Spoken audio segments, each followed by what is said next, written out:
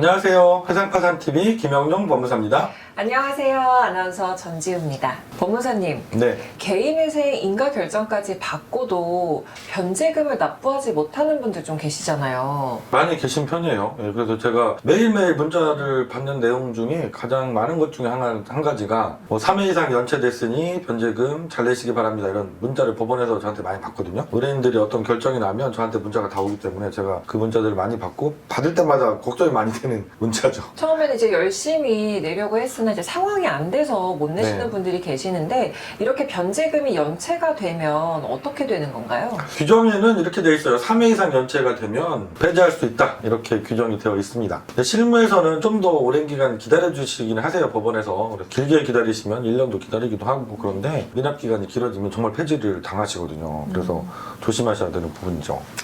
그럼 폐지가 된 경우에 어떻게 해결해야 하는지 오늘 좀 알려주시면 좋을 것 같은데요. 폐지 결정이 났을 때 역시 해결할 수 있는 방법들이 몇 가지가 있거든요. 네네. 그래서 오늘은 그 부분을 설명드리려고 하는데 첫 번째는 항고를 하는 방법이 있어요. 예, 내가 결정에 법원에서 어떤 결정이 났더라도 그 결정에 불복해서 결정을 바꿔달라고 이제 신청해 볼 수 있는 게 항고라고 생각을 하시면 되는데 개인회생 폐지 결정은 공고를 하게 되어 있고 그 공고한 날로부터 14일, 2주 안에 항고를 할 수가 있거든요. 근데 문제는 이 항고장을 제출하더라도 그동안 밀린 변제금이 있잖아요. 그게 금액이 적다고 하면 큰 문제가 없을 수도 있는데 3개월이 아니라 그 이상 1년까지도 기다렸다가 폐지를 시키는 경우들이 있기 때문에 변제금 미납된 게 상당히 규모가 크시거든요. 근데 법원에서는 실무상으로는 이 미납된 변제금을 한꺼번에 다 내야지 그 항고를 받아주고 계세요. 그렇다 보니까 이 변제금을 밀려서 못 낼 정도로 어려웠던 분들이 그 밀린 돈을 한꺼번에 마련하기가 사실은 쉽지 않죠. 그래서 항고라는 방법이 가장 간편하긴 한데 실제적으로 그 돈을 다 마련하시지 못해서 이 제도를 활용하지 못하는 경우들이 더 많긴 해요. 그럼 만약에 항고 기간이 지난 후에 네. 할 수 있는 방법은 없나요?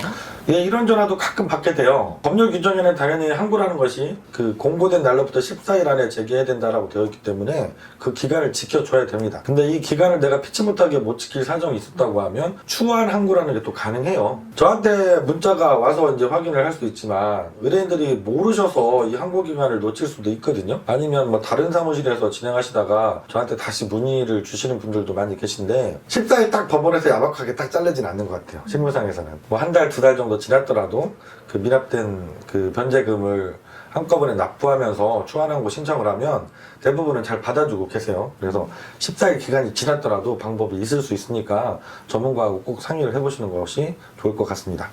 그리고 변제금을 모두 납부를 해야 된다라고 말씀을 네네네. 하셨는데 사실 이렇게 변제금을 못 내서 절차가 폐지된 분들이 계시잖아요. 네. 그럼 금액을 한 번에 모두 납부하는 게 힘드실 거란 말이죠. 그렇죠. 그럼 이럴 때는 어떻게 해야 되나요?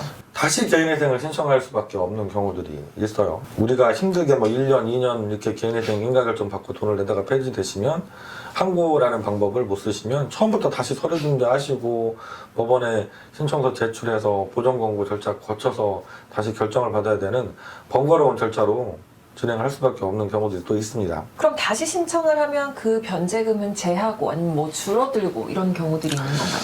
예를 들어서 채무가 1억이었던 분이 법원에서 50% 변제율로 개인회생이 인가결정을 받았어요. 그럼 총 예를 들어 3년 동안 내가 5천만 원만 내면 되는데 절반 정도 기간 열심히 내서 2,500만 원을 납부하다가 폐지를 당하셨어요. 네. 그럼 우리 생각에는 1억 중에서 2,500이 갚아졌으니까 빚이 7,500으로 줄었을 것 같잖아요. 그럼 개인회생을 다시 신청해도 채무가 줄은 만큼 좀 덜 내도 되지 않을까 이런 생각을 하실 수 있는데 아니요. 실무에서는 그렇지 않습니다. 중간에 개인회생 제도가 폐지됐을 때 그리고 신용회복도 마찬가지예요. 신용회복 진행하시다가 중간에 또 잘못되신 분들은 그 빚이 우리 생각처럼 줄어있지가 않아요. 조정전의 상태로 원상회복이 된 다음에 채권자들은 연체이자를 붙인 금액에서 내가 그동안 법원에 내서 채권자들이 받아갔던 그 돈을 빼줍니다. 그러니까 연체이자가 워낙 높다 보니까 내가 열심히 냈더라도 중간에 폐지되고 나서 부채증명을 다시 떼보면 처음에 신청할 때하고 똑같이 원금은 그대로 살아있고 거기에 오히려 이자가 더 붙어있는 경우들도 꽤 있어요. 그래서 중간에 폐지되셨다고 해서 내가 그동안 낸 만큼은 빚이 줄어들어 있겠지 이게 아니라는 거 꼭 조심하셔야 될 것 같고 그래서 끝까지 내시는 게 개인회생 할 때 제일 중요하다 제가 되게 많이 말씀드리는 거예요. 정말 중요하네요. 네. 근데 개인회생을 다시 신청을 하려고 해도 안 되는 경우들도 있을 것 같아요. 개인회생 변제금까지 못 냈다는 얘기는 내가 직장을 뭐 그 퇴직을 했거나 아니면 자영업 하시면서 개인회생 하셨던 사장님들이 더 어려워져서 돈을 더 훨씬 못 벌고 있거나 이런 경우들이 있잖아요. 이럴 경우에는 파산으로 다시 신청하는 것도 고려를 해볼 수가 있어요. 개인회생 하시던 분들이 더 어려워지시면 파산 요건이 되시는 분들이 꽤 있습니다. 퇴직 후에 뭐 새로 직장을 구했는데 급여가 전보다 많이 낮아졌다. 그러면 생계비보다 뭐 낮은 소득으로 바뀌었을 수 있거든요. 그럼 당연히 파산도 가능하니까 이때는 파산으로 재신청하시는 것도 좋은 방법이 됩니다. 가장 좋은 건 폐지가 되기 전인 거잖아요. 그렇죠. 네, 그 네. 전에 더 이상 변제금을 납부할 수 없는 경우에 어떻게 하면 폐지가 안 되는지 좀 알려주세요. 특별면책이라는 제도가 있어요. 면책이라는 것은 일반적으로 내가 내기로 한 돈을 끝까지 다 내고 나서 법원에 신청하셔서 결정을 받는 것인데 내가 내기로 한 그 돈을 다 못 냈더라도 특별한 사정이 있는 경우에는 면책을 바로 해줄 수 있는 제도가 우리 개인회생 제도 안에 있습니다. 그래서 특별한 경우에 면책을 받을 수 있다 해서 특별면책이라고 생각을 하시면 돼요. 특별면책 신청할 때 주의할 점 한 가지만 여기서 말씀을 드려볼게요. 네.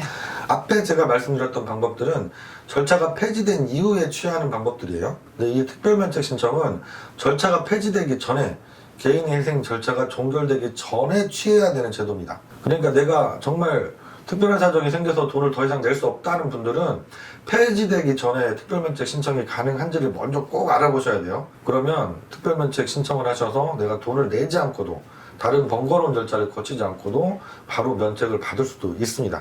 그래서 요거 한 가지는 꼭 기억하시고 특별면책에 대한 자세한 내용은 다음 영상에서 저희가 다시 한번 말씀을 드려보도록 하겠습니다. 네, 오늘도 시청해주신 우리 구독자 여러분 고맙습니다. 감사합니다.